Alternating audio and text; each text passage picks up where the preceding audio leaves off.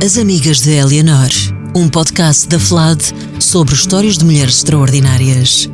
Ao vivo com Raquel Vaz Pinto e Pedro Vieira. Muito bem-vindos a mais um episódio das Amigas de Eleanor. Eu ia dar os parabéns pela redução do volume do gongo, que já foi muito mais alto, que fazia lembrar o carralhão de Mafra, e hoje foi muito contido, mas tivemos um bocadinho de noise, também para agradar as várias audiências aqui e a quem está a escutar-nos na pacatez do seu lar, através da versão podcast. É o nosso terceiro episódio das Amigas de Eleanor, um episódio ao qual resolvemos dar o intrigante nome de Lusco Fusco. E vou pedir-te, em primeiro lugar, que expliques este título. Ora bem, boa tarde, boa noite a todos. Nós, plural majestático, decidimos dar o nome a este episódio de O Lusco Fusco. E é Lusco Fusco porque, como obviamente toda a gente se lembra, o episódio anterior chamava-se O Grande Apagão. E agora vamos começar a perceber como é que desse grande apagão, do qual honrosas poucas vezes tivemos mulheres com impacto, com significado, agora começamos a ter um movimento mais concertado, ainda assim bastante heterogéneo, e por isso decidimos chamar, ou dar o nome a este episódio, Lusco Fusco. E eu confesso-vos que ter um episódio chamado Lusco Fusco é assim, não é para qualquer um e é um grande nível. Era um sonho até. Era um sonho, eu já expliquei que era um sonho meu ter isso e dizer que carcomidas também já consegui, portanto está feito. Agora é aumentar o desafio, isso, não é? Isso. Sempre a evoluir, como dizia uma pessoa com quem trabalhei em tempos. Raquel, vamos começar não pelo século XIX, que teve uma força particular neste contexto, mas um bocadinho antes pelo século XVIII, e de falar de uma figura extraordinária que deu até mote para o nosso passatempo e um mote para a vida, arriscava eu dizer. Ora bem, antes disso, queria só fazer aqui uma espécie de asterisco neste nosso podcast, porque há amizades e há amizades de facto merecem ser realçadas. No seguimento do último episódio, lembram-se que falámos sobre um livro extraordinário chamado A Arte Sem História, da Filipa Lounge Vicente, e que, sabendo eu que existia este livro e que existia este interesse, que o livro estava esgotadíssimo. Ora bem, uma amiga minha, com imenso entusiasmo e uma procura absolutamente que nem Hércules teria tido a pachorra, conseguiu desencantar um exemplar, algures nas ilhas no Atlântico. E, portanto, a minha amiga Sofia Knapic, eu confesso que o meu esloveno pode não estar melhor, não pode não estar perfeito, mas é a vida, e queria só te dizer que, de facto, com amigos assim, a vida é outra coisa, porque, de facto, fiquei muito contente e é um livro que eu aconselho vivamente a quem o consiga encontrar. Lá está. Vai ser agora reeditado, mas fica esta grande homenagem, porque é muito merecido. É a segunda vez consecutiva em que recebes coisas neste podcast. E não vai ficar por aqui. Estou já a avisar. Ao contrário de mim, há uma certa injustiça, mas, enfim, amigas dela, Eleanor, vamos então à nossa figura que vai dar o pontapé de saída, uma expressão que tu aprecias. Adoro. Para este episódio. Olhem, mas estás atento ao relógio, porque eu vou ter dificuldade em controlar. Eu sei que há uma raquete colorida por aí que nos vai dar sinal do tempo. Pronto. Se for mostrada de forma veemente.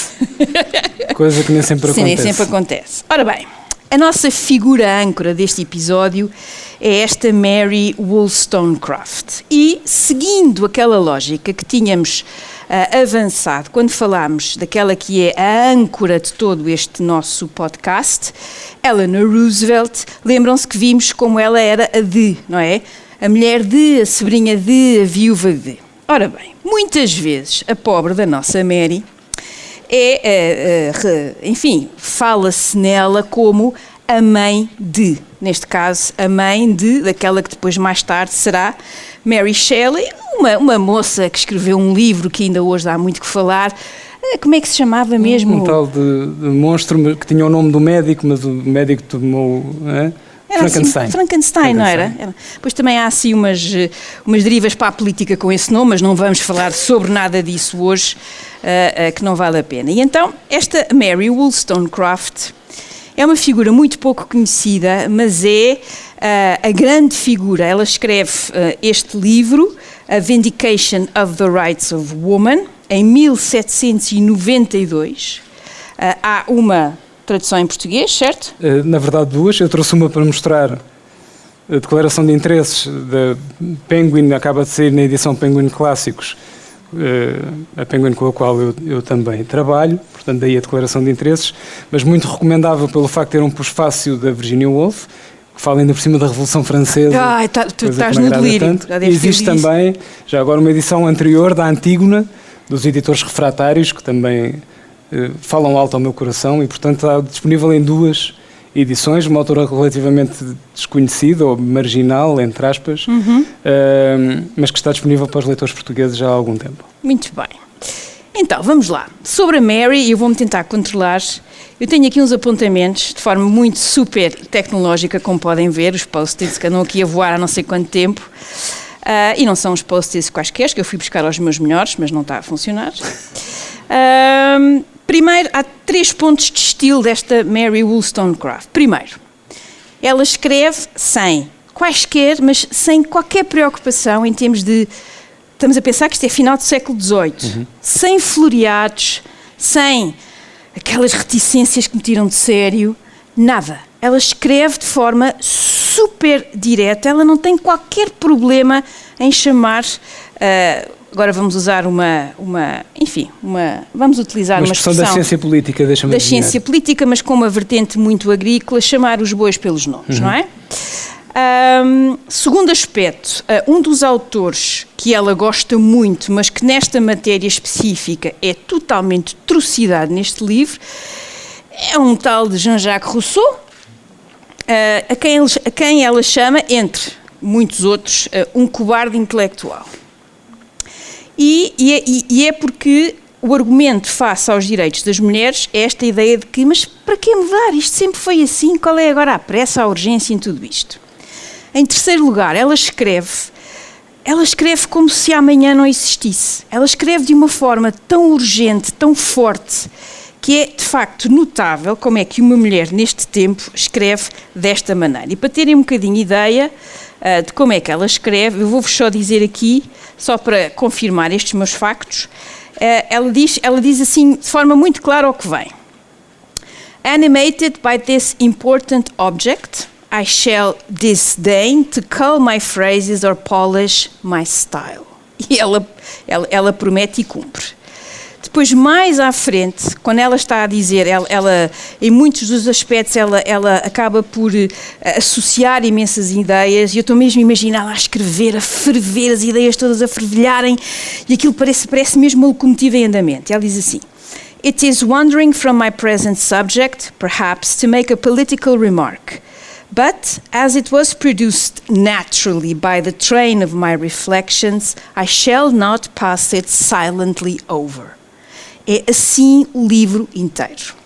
E ao longo deste livro, também, era aqui um aspecto que eu vos queria destacar, em termos de substância. Mary Wollstonecraft, ela explica e diz de forma muito clara que escreve para as mulheres, calma, da classe média.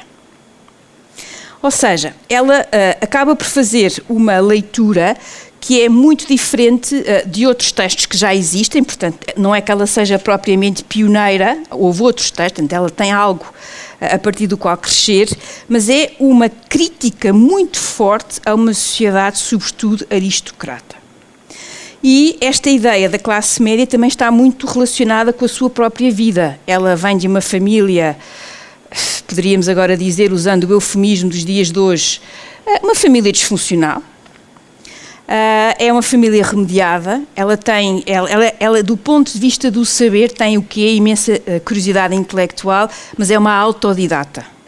E, portanto, há também aqui uma preocupação com aquilo a que se começa a verificar na sociedade britânica, que é a importância da classe média. Depois, e este é o seu ponto mais forte, ela defende que a educação é a chave para a transformação das mentalidades, é a chave para a transformação das sociedades.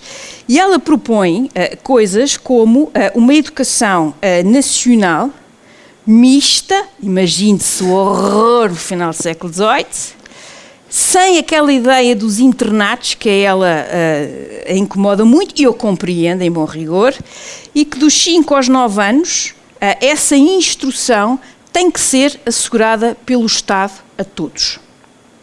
Mais ainda, ela propõe que, para que não haja diferenciação através das roupas, que haja uma espécie de fardas para todos os alunos. Ela propõe isto no final do século XVIII. E propõe isto também, incluindo esta proposta numa reforma maior, ou seja, para ela que escreve em resposta, no turbilhão, no contexto, quer da Revolução dos Estados Unidos, quer da Revolução Francesa, que ela considera que quer uma, quer outra são ótimas, mas, mais uma vez, as mulheres ficam de fora. Ficaram para trás. E, portanto, ela diz que são importantíssimas, mas, mais uma vez, estamos a deixar metade da humanidade fora desta nossa conversa. E, portanto, para ela, essa reforma maior também tinha que incluir a própria reforma da representatividade. Nesta época, os sufrágios eram, sobretudo, quando existem, censitários, portanto, estavam circunscritos a quem tinha propriedades e quem tinha um conjunto de habilitações, ou seja, era uma ínfima parte da própria população e, portanto, ela é genuinamente revolucionária neste sentido. E há 2 capítulos dela, o 7º e o 8º, que são sobre a ideia de como as mulheres são educadas para serem modestas e para terem atenção à sua reputação. São até divertidos de ler, não fosse aquela realidade trágica. E, portanto, ela às tantas diz modéstia. Mas acham que alguém perguntou ao George Washington se ele estava a ser modesto quando quis assumir o comando das Forças Armadas dos futuros Estados Unidos? O que é isto da modéstia? Não confundir com a humildade que todos nós devemos ter, não é?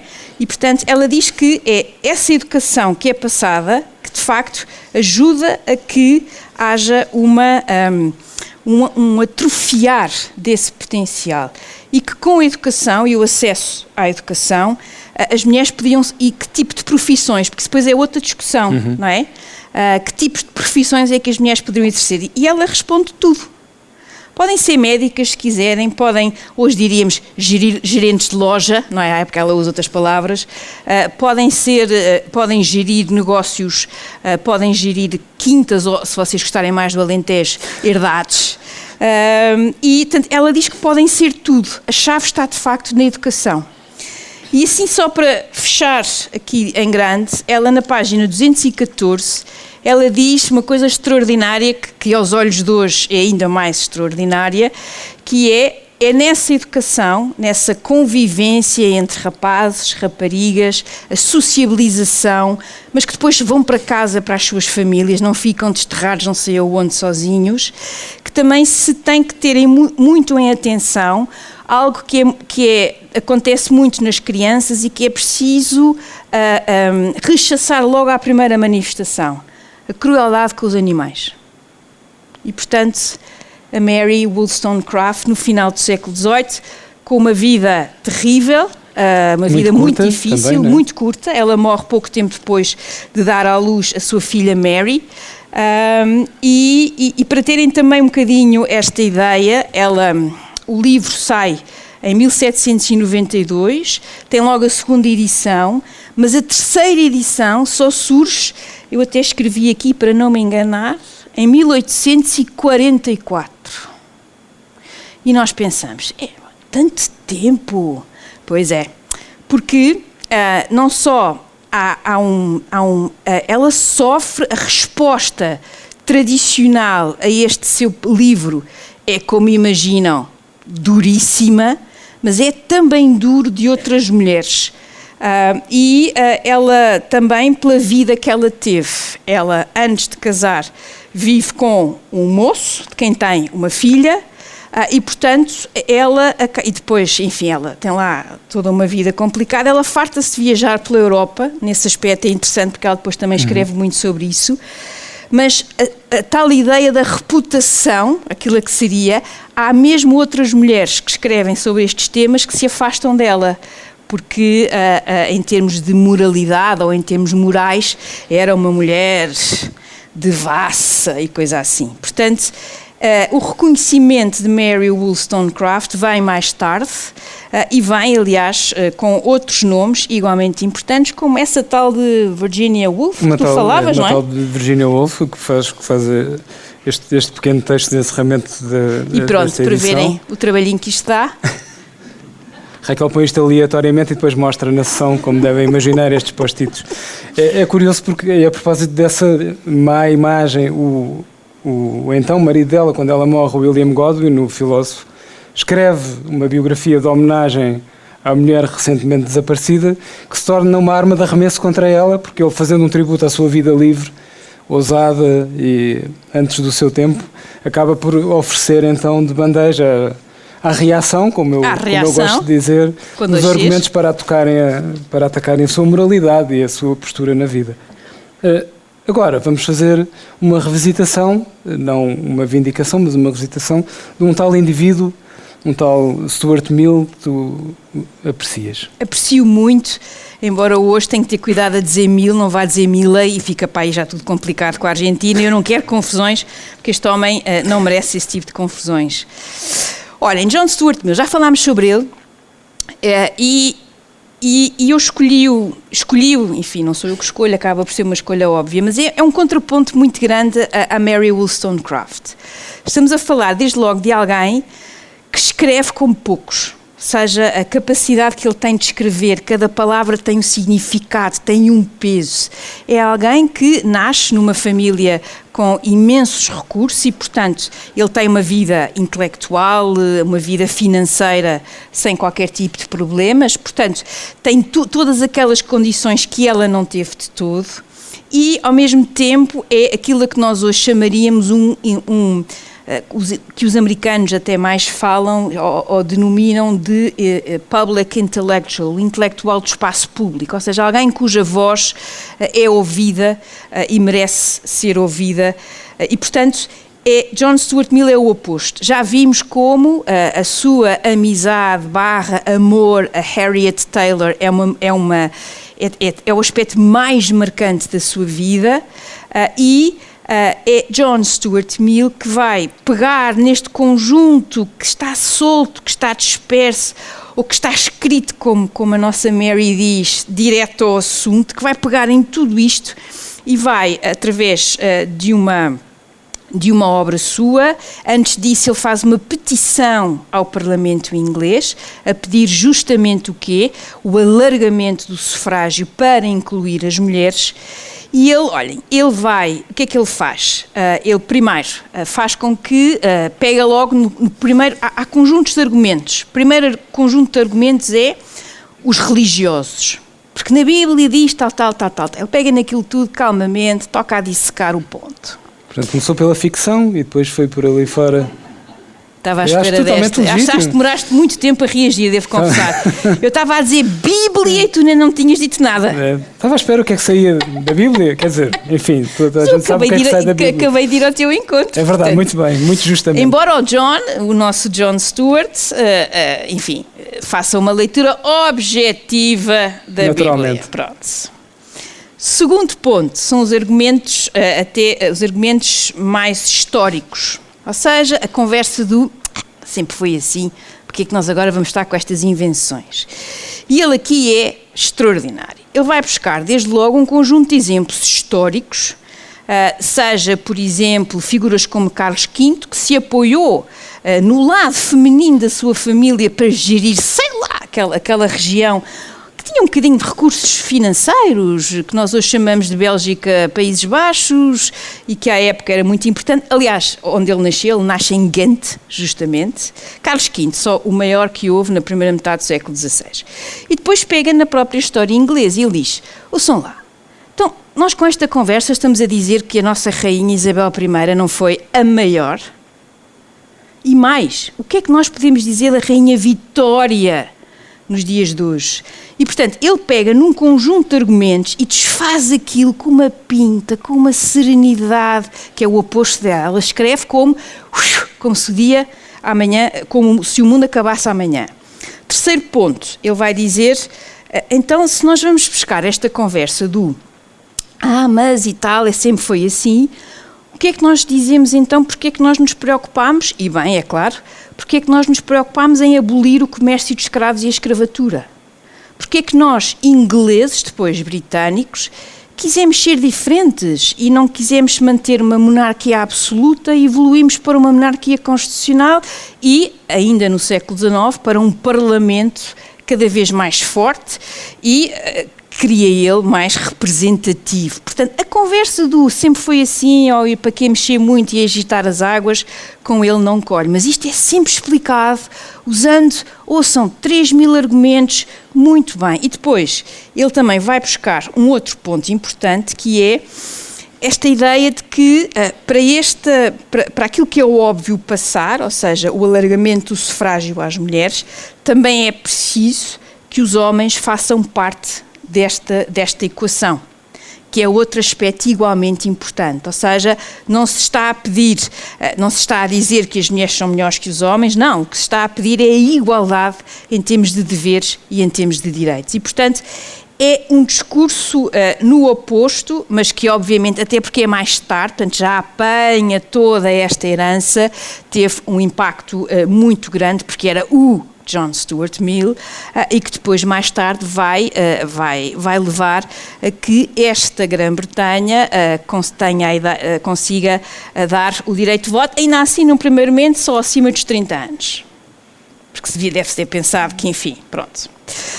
E depois, em 1928, alargou-se o direito de voto a todas as mulheres sem restrições nessa matéria.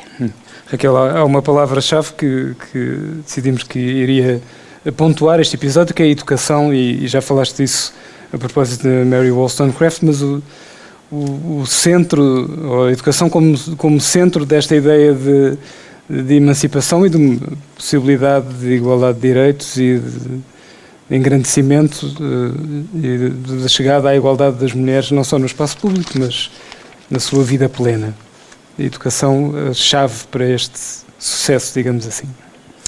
É porque é, de facto, para estes autores, para estas autoras, para estes panfletários, no bom sentido da palavra, para estes líderes, de facto, a educação é crucial. E nós vemos isso como, vivendo nós portugueses em democracia liberal, o acesso à educação das mulheres tornou a sociedade portuguesa muito mais representativa, muito mais participada. Ainda assim podemos dizer, faltam coisas, faltam de certeza, mas há um potencial, porque e esse é um ponto que muitas vezes é marcado em muitas destas discussões. Se do ponto de vista do poder as mulheres eram, e até podemos continuar a argumentar que ainda são uma minoria, em termos de população não são uma minoria, é mais ou menos metade da população. Portanto, esse também é aqui um argumento, e a educação e a forma de educar é importante em tudo, e é para mim também genuinamente incompreensível, e não digo isto em causa própria, fico bem registado já aqui. Eu não percebo como é que os países não investem nos seus professores, em particular os professores da escola primária e da escola secundária, porque são professores que muitas vezes fazem a diferença, seja em relação a miúdos cujos contextos em casa não são os melhores, no sentido dos pais terem tempo ou possibilidade de fazer esse trabalho, mas porque de facto pode parecer um clichê, eu sei, sou professora e tal, com certeza, mas eu tive professores ótimos, professores que genuinamente me mudaram a vida para melhor. E, portanto, é para mim incompreensível como é que não se faz essa aposta, sobretudo nestes primeiros anos, estes anos que são fundamentais para ter gosto de ler, para ter gosto pela história, para ter gosto pela língua portuguesa e tantas outras coisas. Repara que eu não disse matemática. É aquela coisa como é que era no nosso tempo, mas também para não parecermos muito antigos, mas era a área D, né, que era as letras, que era sempre para fugir digamos, evitar. As letras, as humanidades. Evitar a matemática, não é? Aquela coisa, não era humanidades, C, sonhar mais alto. Mais alto, sim, é toda aquela coisa dos clássicos. No fundo era querer ir ao encontro dos clássicos, deixando as equações para trás. Eu fale. No fundo era isso, mas não quero que tu fales dos clássicos. Hoje não vamos falar dos clássicos, vamos ter com certeza novas oportunidades. Isso era um programa, não era? Não sei, era um programa de apoio. Sim, de um conhecido filósofo da Antiguidade. Um nome grego, não era? Um filósofo da Antiguidade que estabeleceu as novas oportunidades e aproveitou-as de alguma maneira, ou pelo menos assim parece. Mas nós vamos agora deixar o nosso contexto e falar então dos dois países que podemos classificar como fundamentais para todo este trabalho e para toda esta emancipação. Os Estados Unidos, somos obrigados a falar nos Estados Unidos porque estamos na FLAD, claro, senão eu nunca falaria nos Estados Unidos na vida, ou quase nunca. Reparem, falaria duas vezes na vida. Este homem está um artista. Estados Unidos e Grã-Bretanha, Reino Unido, não sei qual é a classificação mais própria. Nesta fase é ainda Grã-Bretanha. Nesta fase Grã-Bretanha. Ainda estamos na Grã-Bretanha. Ora bem, então vamos lá falar destes movimentos. E contrariamente ao meu camarada de podcast, eu falo muito e bastantes vezes sobre os Estados Unidos, com muito gosto, devo dizer. Quer dizer, falo mal. Com muito gosto. Não quero dizer que não falo. E, sobretudo, há obviamente muitos aspectos da sociedade dos Estados Unidos que são passíveis de crítica e de que maneira. Mas, de facto, aqui nesta questão das mulheres e na forma como este movimento foi pensado, é de facto uma sociedade, talvez por não ter, tem outro tipo de problemas, obviamente à cabeça, a escravatura e depois a forma como as práticas segregacionistas e tudo mais. Portanto, eu estou a assumir isso à partida, mas o século XIX nos Estados Unidos, primeiro é um país a fervilhar. É um país que ainda nem sequer está bem formado do ponto de vista do seu território. Aquilo vai sendo, e não é só conquista, não te ponhas já com esse arzinho, não é só conquista. Há umas compras, Napoleão vende assim um bocadinho pequeno de território, foi para aí, o centro de todos os Estados Unidos decidiu a chamada a venda de Louisiana no início do século XIX. Napoleão, estão a ver, achou que primeiro estava um bocadinho aflito em termos de tesouraria e precisava de umas massas para pôr um certo grande exército em funcionamento e depois pensou, como é que eu faço isto tramando estes caramelos dos ingleses? Já sei, vou fortalecer aqueles que deram luta e aquelas 13 colónias e por aí fora, isto só para termos um bocado. Portanto, é um país que fervilha, é um país que está em plena expansão e coitados dos nativos que o digam nos Estados Unidos. Neste contexto, e depois de várias para cá, para lá, para cá, para lá, há uma certa convenção em Seneca Falls, Seneca, que fica bem registado, Antiguidade, no estado de Nova Iorque, em 1848. Ora bem, nesta convenção, há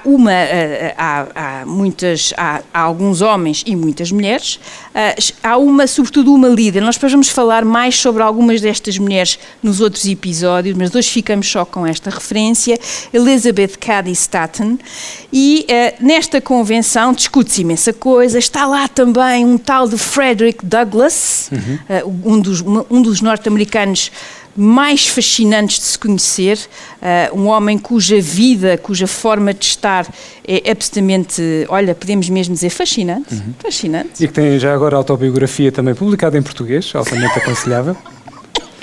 Só digo verdades. Só dizes verdades. E ela leva uma declaração, no fundo esta convenção resulta o quê? Resulta primeiro a atenção que é dada aos vários temas, e ela prepara a chamada Declaration of Sentiments, que no fundo é a adaptação da Declaração de Independência dos Estados Unidos numa versão igualmente feminina. E tem aquele parágrafo que toda a gente quase sabe de cor e que temos que dizer em inglês, porque se dizemos em português isto não tem piada nenhuma, e ela diz: all men and women are created equal, that they are endowed by their creator with certain inalienable rights, that among these are life, liberty and the pursuit of happiness. Agora neste momento está-se a acontecer todo a pensar nesta parte. Por aí And Women é um pouco woke, até foi uma estratégia woke avant la lettre. Avant la lettre, muito avant la lettre. E depois o final deste parágrafo, que estas palavras são quase imortais, não é? Esta declaração de independência, e ela enfia assim: Such has been the patient sufferance of the women under this government, and such is now the necessity which constrains them to demand the equal station to which they are entitled. No fundo, pega na Declaração de Independência, que na Declaração de Independência nós temos os futuros cidadãos dos Estados Unidos elencam um conjunto de crimes cometidos pelo rei e pelos britânicos contra eles. E elas fazem a mesma coisa. Portanto, é uma história que está muito relacionada também com outro grande movimento nesta sociedade, que já agita sobretudo os chamados Estados do Norte. Não é um conceito geográfico, é um conceito mesmo do ponto de vista da sua sociedade, e que depois se vai perceber na Guerra Civil entre 51 e 54, ali naqueles anos importantes, e... Não, 61, 65, desculpem. Estava a pensar noutra coisa. E neste contexto é o movimento anti-esclavagista.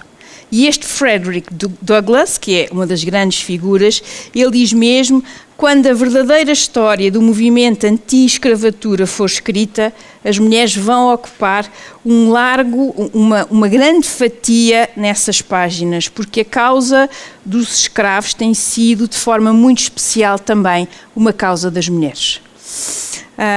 E esta citação eu acho que capta bem. Portanto, é nesta sociedade que está tudo a acontecer. Depois temos a dita Guerra Civil, o grande, extraordinário, maravilhoso Abraham Lincoln, que ainda por cima ontem comemorámos, porque não é assinalar, comemorámos aquele Gettysburg Address absolutamente magnífico. E depois, nesse contexto, temos a 14ª, a 15ª emenda à Constituição. Os cidadãos passam a ser todos e não apenas aqueles que têm a cor da pele branca. E é nesta luta, no movimento, que depois adquire aqui assim um conjunto, é muito heterogéneo, uns contornos muito especiais, que nós temos em 1919, 1920, a chamada 19ª emenda, a partir da qual as mulheres podem votar. Ainda assim, as mulheres não brancas têm outro tipo de problemas para aceder. E é neste contexto que surge uma figura que é, para mim, é uma figura muito curiosa, esta Jeannette Rankin. Foi a primeira mulher a ser eleita para a Câmara dos Representantes dos Estados Unidos e é uma figura. Eu digo isto, é mesmo uma figura, porque ela consegue, não só ficou na história por isso mesmo, ela é eleita pelo Montana, como ficou também na história, aqui já não de maneira tão simpática, como ela está na Câmara dos Representantes em duas partes da história muito importantes, durante a Primeira Guerra Mundial, e ela vota contra. A Primeira Guerra ainda dou, né? Primeira Guerra ainda dou, é mais complexo, menos óbvio quem era o agressor e tal e coisa, ok, esta ainda com algum esticão eu ainda vou lá, até porque ela é uma de 49, portanto ela não está sozinha. Agora, votar contra a Segunda Guerra Mundial é que eu tenho alguma dificuldade em encaixar, e ela aqui está mesmo sozinha, ou seja, é a única pessoa que vota contra após o ataque a Pearl Harbor do Japão. Portanto, é uma parte deste movimento muito interessante, que é um movimento as sufragistas, algumas, não são todas, também são militantemente pacifistas, que é genuinamente algo que eu tenho muita dificuldade em perceber, mas que faz parte desta época, não é? Uhum. Também não nos podemos esquecer que é durante estes anos que os Estados Unidos têm aquela bela ideia de pôr em marcha uma coisa chamada lei seca, não é? Portanto, fica assim um momento do progresso / evolução. Um momento fervilhante, como estavas a dizer há pouco. É com muita espuma. Com muita espuma. E com muita espuma. Em relação à Grã-Bretanha, também há grandes protagonistas nesta luta. Há várias protagonistas, há sobretudo uma família que fica na história, que é a família Pankhurst. Eu acho que é o movimento mais conhecido, aquela mãe e aquelas 3 filhas. E é um movimento que é tenaz, é um movimento que tem, como este movimento nos Estados Unidos, tem imensas dificuldades, primeiro em o objetivo é aquele, mas como é que fazemos isto? Somos mais discretas, somos mais, aqui ao estilo do meu camarada, mais revolucionárias, gostamos mais de sangue e tal. Somos mais... Como é que fazemos isto? Porque nós andamos aqui a falar, a berrar há tanto tempo e isto não avança. E, portanto, como é que fazemos isto? E há imensas discussões internas e algumas delas, até algumas destas figuras mais até violentas, no sentido de usarem a violência. Há uma grande discussão no movimento. Mas há aqui um golpe de gênio, ao mesmo tempo, que foi pensar que, chegando durante a Primeira Guerra Mundial, e como, enfim, a Primeira Guerra Mundial é conhecida como a Grande Guerra. Claro que isto é um bocado tonto, porque nós depois pensamos, bolas, então o que é que se diz da Segunda Guerra Mundial, não é? Foi o que mega, hiper, giga, qualquer coisa. Até se dizia que a primeira era a guerra que ia acabar com todas as guerras. Exatamente, porque é uma guerra que começa, toda a gente pensa que vai ser rápida, facílima de resolver, dura 4 anos, é uma guerra de trincheiras, sobretudo combatida na própria Europa e que acaba por chacinar uma geração, quase, não é quase toda, mas boa parte de uma geração a nível europeu. E é uma guerra que tem um impacto muito grande. E este movimento sufragista tem aqui um momento de sentido de Estado e percebe que durante a guerra, em primeiro lugar, vamos ser patriotas e depois fazemos a luta pelo direito das mulheres a votarem. Portanto, as sufragistas, com essa medida, acabaram por conquistar o público britânico para a sua causa e é verdade que já na parte final da guerra tem-se esse primeiro sinal e depois, 10 anos depois, aliás, com um governo conservador, que também é outra coisa que nós um dia podemos discutir de forma séria, porque é que os partidos conservadores têm geralmente mais mulheres líderes do que os outros, mas pronto, isso depois pode ficar para outra conversa. Um episódio do futuro. Um episódio do futuro. um futuro bem real. É também aqui um ponto importante. Falámos sobre estas duas grandes potências em todos os sentidos, mas vamos falar também um bocadinho sobre grandes mulheres, grandes figuras portuguesas interessadas e muito envolvidas nestas lutas. Duas que têm nomes que são mais ou menos familiares a quase toda a gente. E eu trouxe aqui estas duas referências. Ana Castro Osório, que teve várias profissões, foi escritora, foi jornalista, foi pedagoga. Nasceu em Mangualde em 1872 e morreu em 1935 e escreveu um manifesto importantíssimo. Agora imagine-se tudo isto, todo este contexto da luta das mulheres pela sua emancipação, mas em Portugal. Isso. Então, Portugal, em 1905, ela escreve um manifesto chamado Às Mulheres Portuguesas e aqui assume-se então como uma das figuras que vai tentar liderar a luta pela emancipação das mulheres portuguesas e acaba depois por ter uma série de papéis, não só escrevendo ficção, escrevendo para crianças. Depois do 5 de outubro de 1910 assume funções na administração pública republicana, relativamente confusa e incipiente, como todos sabem, mas esteve muito envolvida nesta sensibilização para a causa das mulheres e fez amizade com outras figuras na chamada Liga Republicana das Mulheres Portuguesas e também numa associação, eu adoro o nome desta associação, Associação da Propaganda Feminista. E de quem é que ela foi colega, camarada, companheira nesta associação? De uma tal de Beatriz Ângelo, que hoje em dia faz notícia pelos tempos de espera no Hospital de Loures.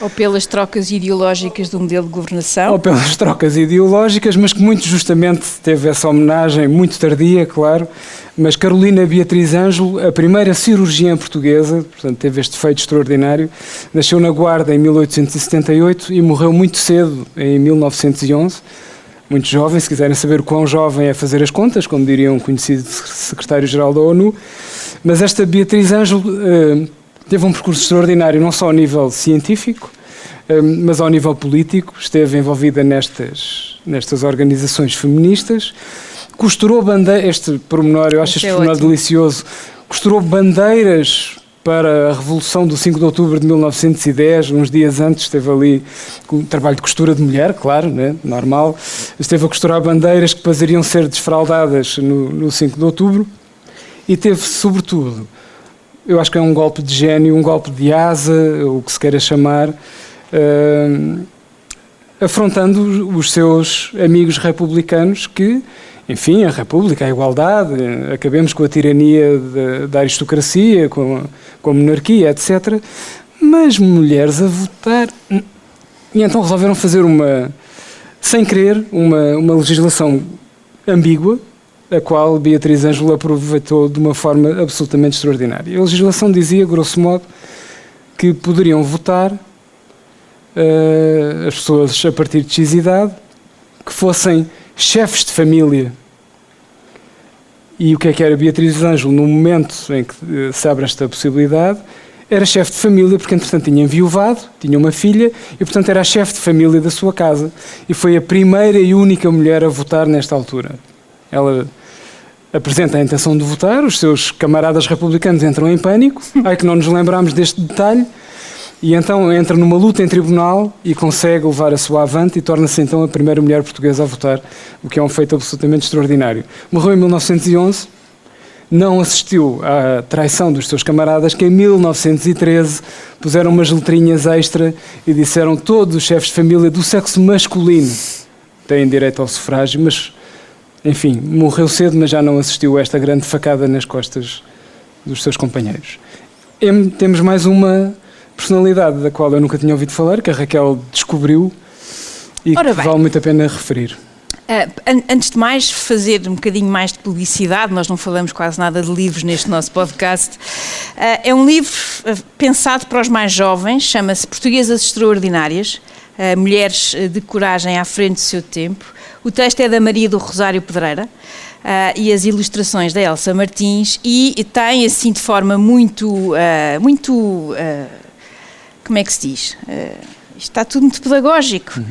Falam de várias, e uma delas é esta mulher, esta Antónia Puzic, aqui de origem croata, as minhas línguas para aquelas bandas hoje estão tramadas, e é uma mulher, e agora vou ler daqui, é tirado daqui, numa época em que as mulheres que escreviam quase sempre se escondiam atrás de falsos nomes masculinos. Ela nasce em 1805 e morre em 1883, portanto século XIX quase todo, que escreviam, quase sempre se escondiam atrás de falsos nomes masculinos. Antónia teve a coragem de dirigir 3 jornais diferentes e de pôr o seu nome com todas as letras nos respectivos cabeçalhos. É uma vida muito interessante. Ela era amiga de escritores como Alexandre Herculano, Almeida Garrett, políticos como, enfim, Fontes Pereira de Melo, eu vou-me abster de grandes comentários, como vivia muito, depois este pormenor, como vivia muito perto do Parlamento, na Rua de São Bento, Antónia era frequentadora da Galeria das Senhoras na Câmara dos Deputados.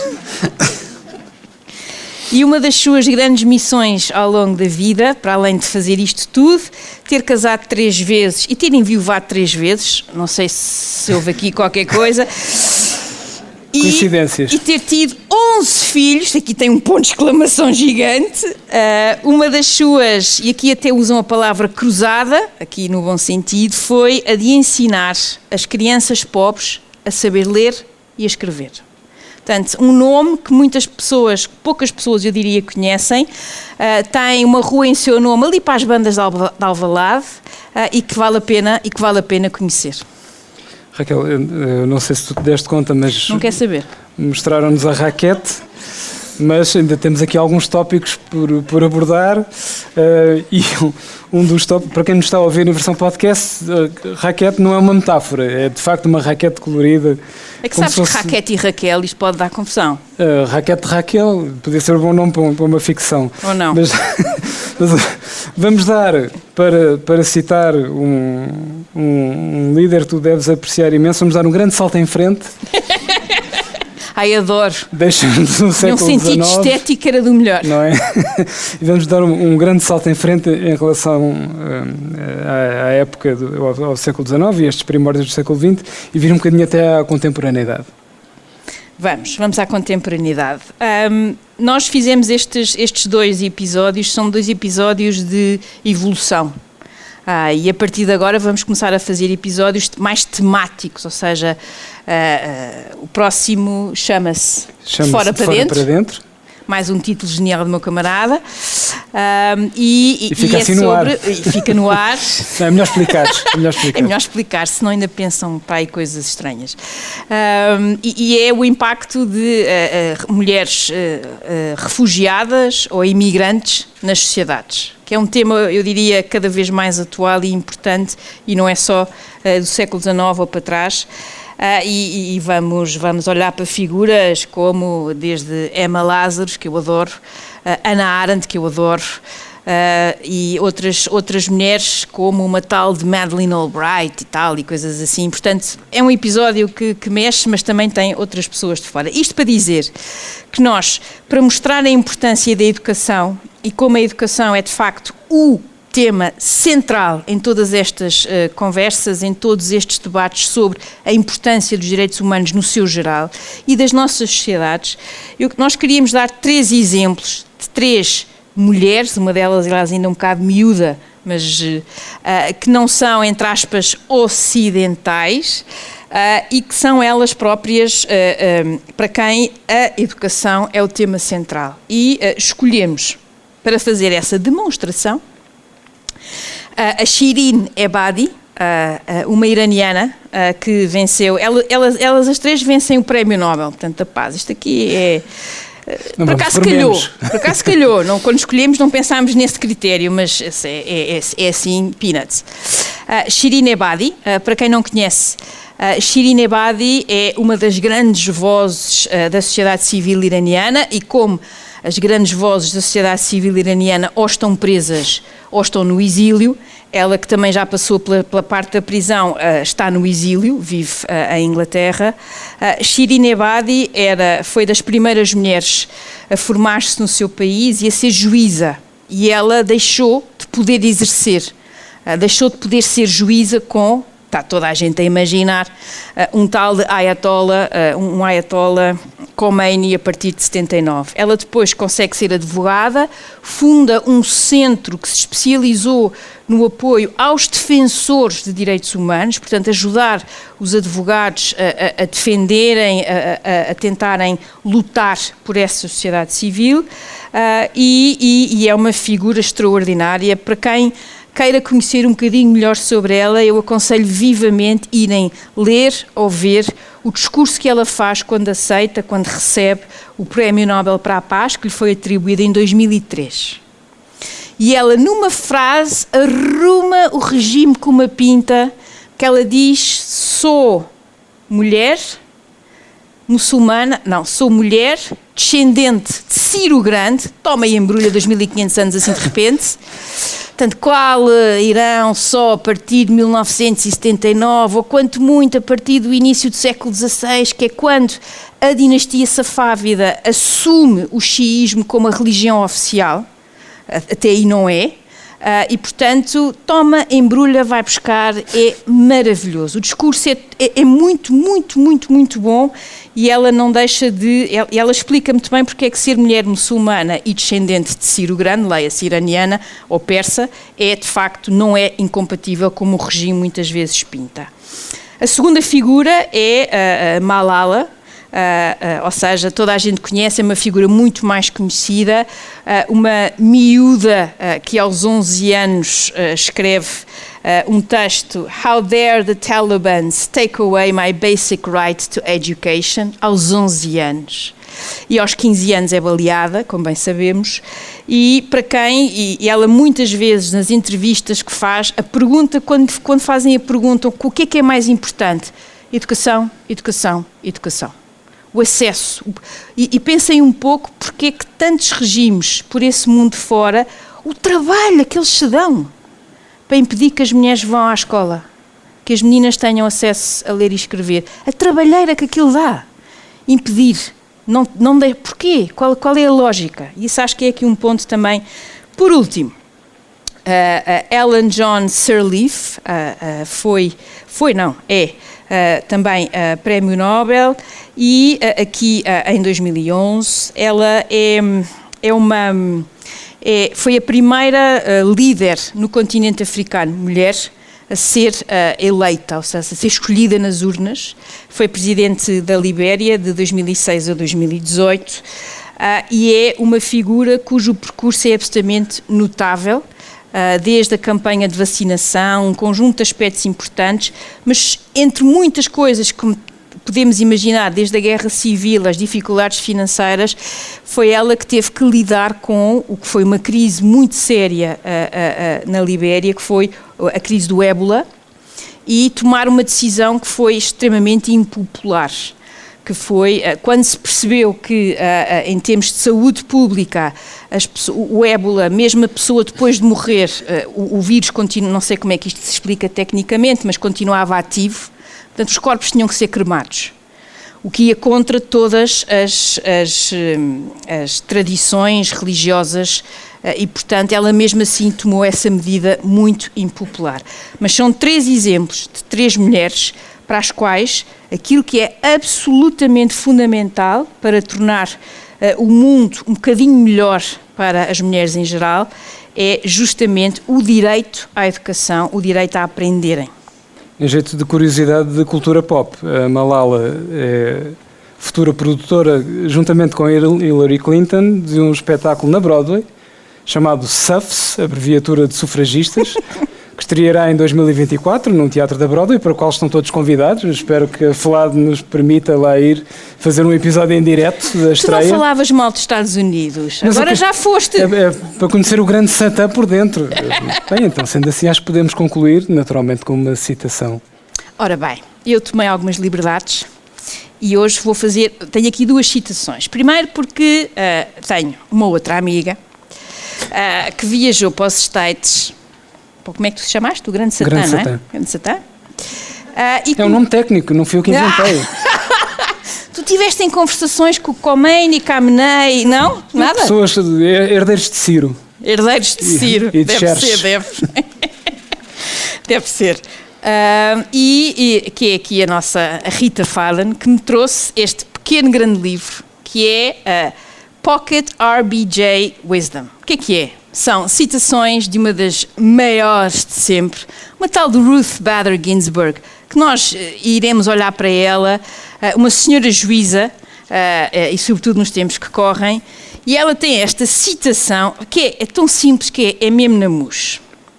Reading is the key that opens doors to many good things in life.